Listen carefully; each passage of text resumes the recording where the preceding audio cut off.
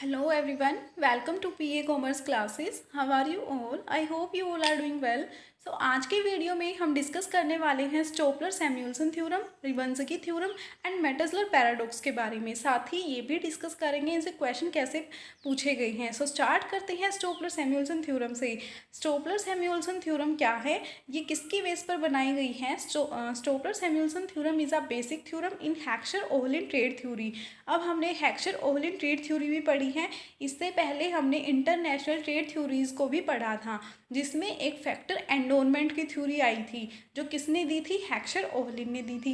अब factor endowment theory का मानना क्या था कि जो कंट्री कैपिटल इंटेंसिव होती है वो कैपिटल गुड्स का ज़्यादा एक्सपोर्ट करेगी, एंड जो लेबर इंटेंसिव होती है वो लेबर इंटेंसिव गुड्स का ज़्यादा एक्सपोर्ट करेगी। अब हमें ये पता होना चाहिए कि ये इंटेंसिव होने का क्या मतलब है। जैसे कि यूएसए है, यूएसए को कैपिटल इंटेंसिव माना जाता है कि उसके पास कैपिटल बहुत ज़्यादा है बजाय लेबर के।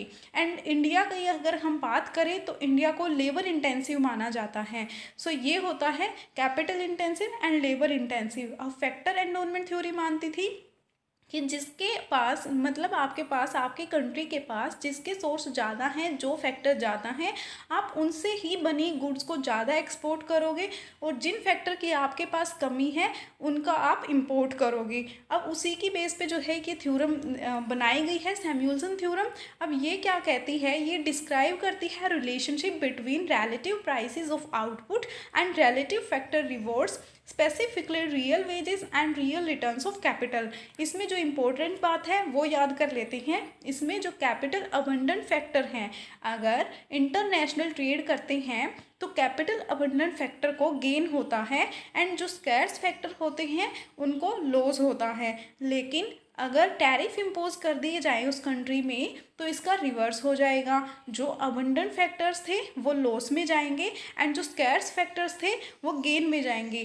सिर्फ इसमें एग्ज़ाम के पॉइंट ऑफ व्यू से यही इसमें इम्पोर्टेंट है कि अगर आप टैरिफ इम्पोज करते हो तो क्या सिचुएशन रहती है, अगर आप टैरिफ इम्पोज नहीं कर रहे हो तो क्या सिचुएशन रहती है। और ये मेनली किस पे बेस्ड है, ये यहाँ पे जो इम्पोर्टेंट बात दी गई है कि ये रिलेशनशिप बताता है prices of output and relative factors के बीच में। अब जो है नेक्स्ट पढ़ लेते हैं मेटजलर पैराडॉक्स के बारे में। अब जैसे हमने फैक्टर एंडोनमेंट थ्योरी पढ़ी थी तो उसका भी एक लियोन्टिफ पैराडॉक्स दिया गया था। अब पैराडॉक्स का क्या मतलब है? जो उसको कॉन्ट्राडिक्ट कर रहा है, जो उसका विरोध कर रहा है कि ये चीज़ ऐसे नहीं ऐसे होगी। सो ऐसे ही मेटजलर पैराडॉक्स आया था जो किसके अगेंस्ट बात कर रहा है? स्टोपलर सैमुअल्सन के। ये कॉन्ट्राडिक्ट करता है स्टोपलर सैमुअल्सन थ्योरम का। अब अभी जस्ट हमने पढ़ा स्टोपलर सैमुअल्सन थ्योरम का मानना था कि अगर टैरिफ इम्पोज होते हैं तो टैरिफ इम्पोज होने के बाद जो अबंडेंट फैक्टर होते हैं वो लॉस में जाते हैं, एंड स्कैर्स में जाते हैं, जो स्कैर्स फैक्टर हैं आपके वो गेन में हो जाएंगे। लेकिन अब ये उसके अगेंस्ट बात कर रहा है, तो इसका मानना है कि अगर वो कंट्री टैरिफ इम्पोज करती है तो ये फेवरेबल केस बन जाएगा अबंडेंट फैक्टर्स के लिए, एंड ये अनफेवरेबल हो जाएगा स्केर्स फैक्टर्स के लिए। हमने सिर्फ एक थ्योरम को बहुत अच्छे से माइंड में फिट कर लेना है, उसके बाद जो दूसरी है वो उसको कॉन्ट्राडिक्ट कर रही है, जस्ट उसका रिवर्स हमने याद रखना है। और दूसरा ये याद रखना है कि दी किसने थी? लोएड मेटजलर ने 1949 में दी थी। अब नेक्स्ट थ्योरम की बात करें, रिबंसकी थ्योरम। अब रिबंसकी थ्योरम क्या है? ये पॉजिटिव एंड नेगेटिव रिलेशनशिप बताती है, लेकिन पॉजिटिव रिलेशनशिप कब बताती है? Positive relationship between change in a factor endowment and change in the output of the product that uses that factor intensively। अभी जस्ट हमने पढ़ा कि जो कैपिटल के अबंडेंट होते हैं उसको हम क्या बोलते हैं? Capital intensive. अगर कोई कंट्री कैपिटल इंटेंसिव का ज़्यादा यूज़ कर रही है तो क्या इफ़ेक्ट पड़ता है प्रोडक्शन पर, क्या पॉजिटिव रिलेशनशिप रहता है, ये देखना है। अब इसके लिए हम एक एग्जांपल लेकर चलते हैं। जैसे कि एक कंट्री है, उसकी एक फूड इंडस्ट्री है, एक क्लॉथ इंडस्ट्री है। अब हम ये मानते हैं कि जो क्लॉथ इंडस्ट्री है उसमें कैपिटल के फैक्टर ज़्यादा लगा रहे हो आप, उसके लिए आपके पास कैपिटल फैक्टर्स हैं। एंड दूसरी जो इंडस्ट्री है आपकी फूड, उसमें आपके लिए लेबर के जो फैक्टर्स हैं। अब जो कैपिटल इंटेंसिव है, आपके पास बहुत ज़्यादा कैपिटल है, आप एक्सपोर्ट कर सकते हो कैपिटल इंटेंसिव गुड्स का, लेकिन कैपिटल ज़्यादा होने के साथ साथ अगर आप मशीनें ज़्यादा लगाओगे प्रोडक्शन के लिए, लेकिन उन मशीनों को ऑपरेट करने के लिए फिर से लेबर की रिक्वायरमेंट होगी, एंड आप लेबर की जो रिक्वायरमेंट है अगर उसको फुलफ़िल करते हो आप लेबर जो फूड वाली इंडस्ट्री की लेबर से, तो क्या होगा कि आपका कैपिटल इंटेंसिव वाली गुड्स का प्रोडक्शन तो बढ़ जाएगा। मतलब जो क्लॉथ वाली जो इंडस्ट्री है उसका प्रोडक्शन तो आपका बढ़ जाएगा, लेकिन आपने जो फूड इंडस्ट्री से जो लेबर ली है उसकी वजह से आपका फूड का प्रोडक्शन कम हो जाएगा। सो पॉजिटिव रिलेशनशिप ये किसके लिए होगा, जो फैक्टर आपके पास इंटेंसिवली है, जिसको आप ज़्यादा यूज़ कर सकते हो, जिसके पास जो आपके पास अबंडेंट सोर्स हैं जो ज़्यादा हैं आपके पास, उसके लिए पॉजिटिव रिलेशनशिप होगा। और नेगेटिव रिलेशनशिप किसके लिए होगा, जिसका आप यूज़ नहीं कर रहे हो। Means negative relationship between change in a factor environment and change in the output of the product that does not use that factor intensively. जिस फैक्टर को आप इंटेंसिवली यूज़ नहीं कर रहे हो उसके आउटपुट पर इसका कैसा असर रहेगा, नेगेटिव रिलेशनशिप रहेगा, नेगेटिव असर रहेगा। सो अब जो है क्वेश्चन है आगे, इसको देख लेते हैं। मैच करना है, जिसको जिसको थ्योरम के बारे में पता है वो इजीली इस क्वेश्चन को मैच कर सकता है। अभी जस्ट हमने पढ़ा रिबंजगी थ्योरम क्या है, मेटेजलर इफेक्ट क्या है, स्टोपलर-सैमुएल्सन थ्योरम क्या है एंड इमेज राइजिंग ग्रोथ, इनको मैच करना है।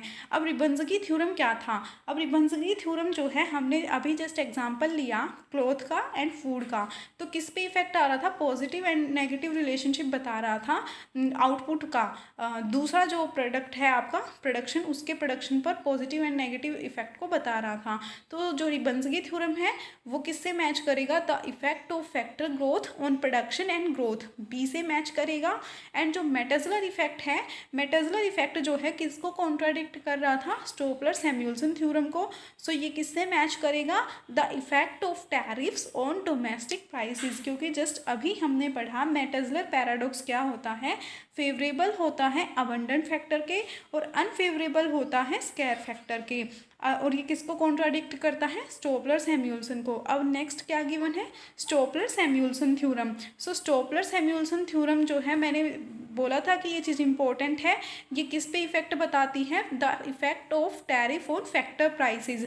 सो जो थर्ड है वो ए से मैच करेगा। And immiserizing growth, the effect of growth on terms of trade, जो इमेज राइजिंग ग्रोथ की वजह से आपके टर्म्स ऑफ ट्रेड पर जो इफेक्ट आता है उसको मेजर करती हैं। सो ये जो है इजी क्वेश्चन था और मैचिंग के क्वेश्चन ज़्यादातर इजी आते हैं।